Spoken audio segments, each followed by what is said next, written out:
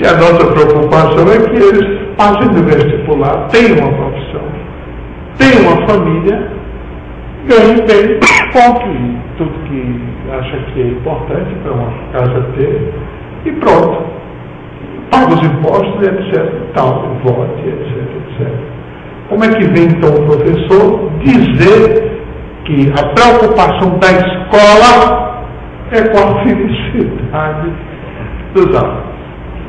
Os alunos dizem assim, mas a minha felicidade não passa necessariamente por física, por química, por matemática, por não sei o que, por biologia, não sei por aonde, em fazer fila, dar continência, rezar, fazer isso, fazer aquilo, etc. E tal. Se eles alegarem isso, como vai ser?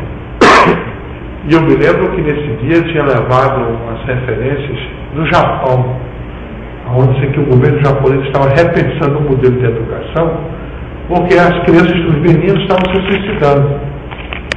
Eles não estavam aguentando a carga, não. Né, dos pais, da sociedade. Estavam virando neuróticos. E estavam realmente se suicidando.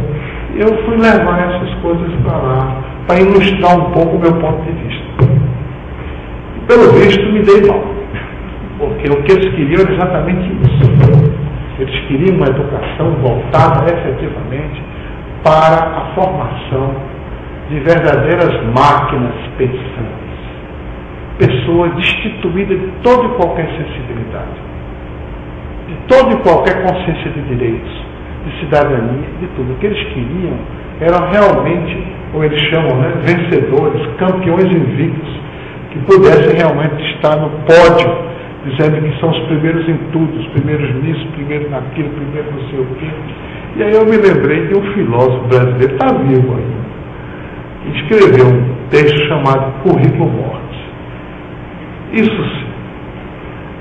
Quando fala de currículo mortis, pensa assim, o que é isso? É um necrológio? Que diabo vem a ser isso? Não é não. O currículo mortis é aquele currículo que a pessoa faz falando das suas derrotas, falando das suas perdas, das suas angústias, das suas incertezas, dos seus equívocos. Porque isso é humano, isso é extremamente humano, isso é educativo. Como diria o outro, não tem vitória sem derrotas, e não tem derrotas que também não contêm grandes lições para as pessoas. Não se pode conceber um programa pedagógico centrado na conquista do êxito a qualquer custo.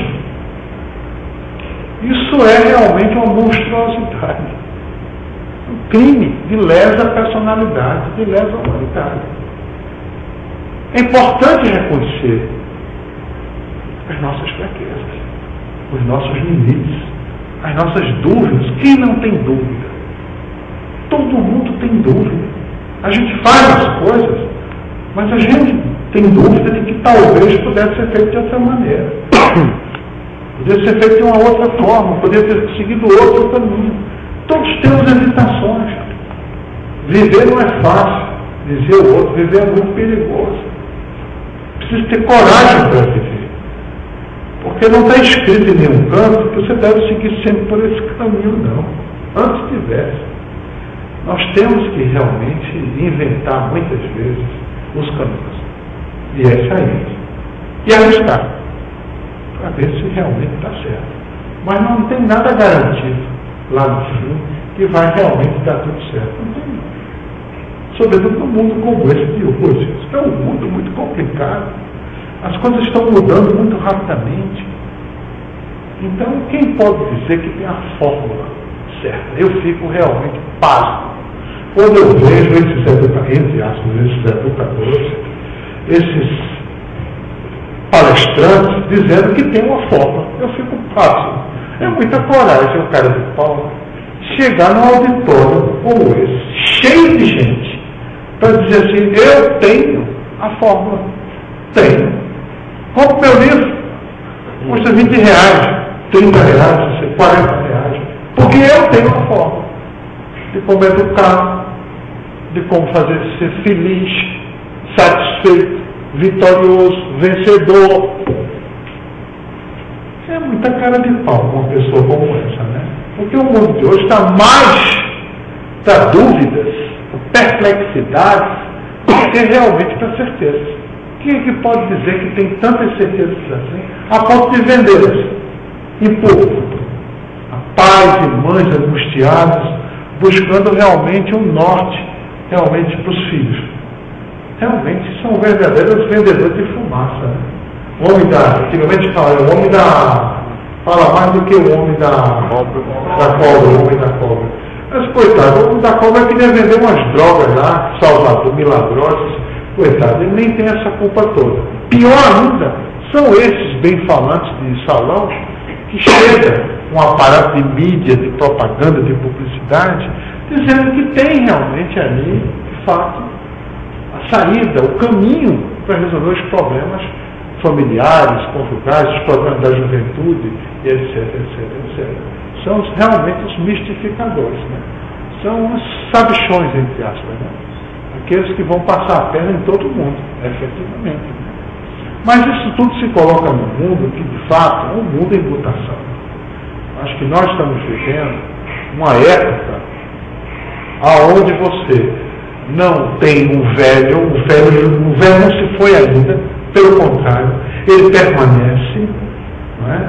E o novo também ainda não se apresentou completamente. Nós estamos vivendo um momento de transição muito grande. Mais ainda nos países periféricos. Eu costumo dizer que os países periféricos padecem de uma dupla crise. Da crise das suas matrizes, porque as matrizes civilizatórias estão em crise, e do malogro da imposição dessas matrizes aqui na periferia. Porque se achava que era muito fácil transformar o nosso país numa cópia de um país do primeiro mundo, de uma França, dos Estados Unidos, etc. e tal. E não é verdade. Não é assim. As coisas não são assim. Pelo menos não são assim tão fáceis. Você não é graças a uma reforma, a uma lei, que você vai transformar o Brasil num país fordista, como queria Monteiro Lobato. Coitado de Monteiro Lobato. Morreu desiludido. Porque queria que o Brasil fosse igual aos Estados Unidos. Com a mesma cultura do trabalho, a moral puritana, o espírito da poupança, o espírito do empreendedor, de ser econômico, preocupado com o futuro, acumular bens, e etc, etc. Morreu, coitado, desiludido. Porque o Jeca Tatu não se transformou realmente num próximo empresário. Não é? Os estudos sobre o perfil da burguesia brasileira não autorizam realmente dizer que nós temos uma burguesia fordista. Aliás, nós nunca tivemos essa burguesia fordista. Então é melhor, não é, assumir que nosso caminho, nossa via, ela é original. Não tem como você deduzir ela de nenhum modelo civilizatório. Nenhum. Não é assim, não é transplantando, não é copiando que nós vamos encontrar realmente o caminho. Não é. Nós temos que realmente inventá-lo dentro das nossas circunstâncias, das nossas heranças, das nossas raízes e assim por diante. Eu acho que é aí. E aí se insere realmente toda a discussão sobre a questão, não é, da educação, da escola, das políticas públicas, que tipo de democracia nós temos nesse país. Se é uma democracia a brasileira, como diziam os outros, se é uma democracia pela metade, não é? Ou é relativa ou se é absoluta, que tipo de regime é esse que nós temos? Que tipo de sistema partidário é esse? Que tipo de congresso?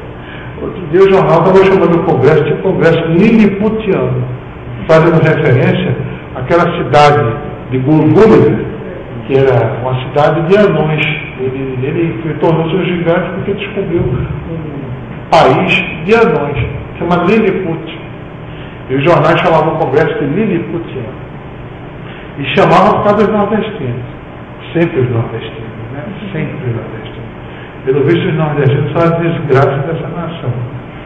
Enquanto se tiver presidente nordestino cheio de políticos nordestinos, então, pelo visto, o Congresso vai ser aquela casa, eu ia dizer, de Mãe Joana, mas é preciso respeitar realmente Mãe Joana, né? Ela não merece uma coisa como essa. Né? Mas desse mercado persa, indiano, que nós temos aí, né? Nós temos que conviver com essa realidade. Não adianta realmente querer buscar soluções em outros contextos, porque também eles estão em crise. O mundo está em crise. Aqui falou-se, hoje de manhã, de uma coisa muito importante. Juventude e temporalidade. Eu achei muito importante aquela introdução que a professora pôs de manhã. Tem razão. A ideia de juventude, tanto quanto a ideia da criança, está intimamente ligada realmente com a questão do tempo, da temporalidade. Nem sempre nós tivemos jovens, nem sempre tivemos crianças. Isso é produto de um desenvolvimento histórico da sociedade. Sobretudo uma sociedade que cria ócio, que cria diversão, que cria um segmento de consumidor específico, que é a juventude. Produtos dirigidos para a juventude, programas para a juventude. Então esse tempo está mudando. Que provavelmente vai implicar numa mudança do perfil dessa juventude e dessas crianças. E nós temos que nos preparar realmente para isso. Muito obrigado.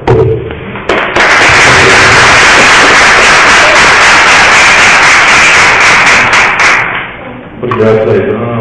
São Paulo realmente não nos surpreende pela clareza, né, pela possibilidade de levantar questões, né, que você sempre levantando questões, eu não trazer nada pronto e óbvio para mim. Mas eu acho que me dirigir a vocês para que a gente continue, a gente todos podemos estar um tanto quanto esgotados, mas ainda tem um pouquinho de força para manter essa conversa. É interessante que questões aí.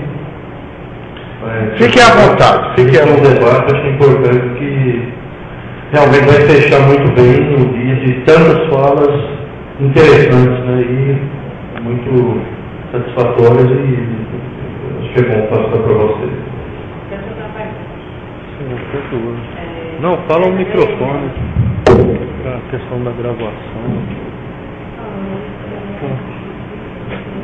Então, eu fiquei pensando, quando você falou a questão do controle da sexualidade, né? Quando a gente tem que olhar para o jovem, né, do ponto de vista de tentar vê-lo como uma pessoa sexualmente perversa, né, seu corpo.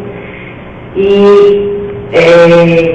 assim, a escola ela tenta muito, eu fiquei pensando nessa sua forma, né, tenta disciplinar muito essa libido, né, para que ela não seja tão selvagem e tal. Então, assim, na realidade, como é que a gente pode pensar se, como é que esses jovens estão cada vez mais tendo mais filhos, assim, você entendeu? Eu sinto como se fosse um paradoxo, assim, ao mesmo tempo que tenta disciplinar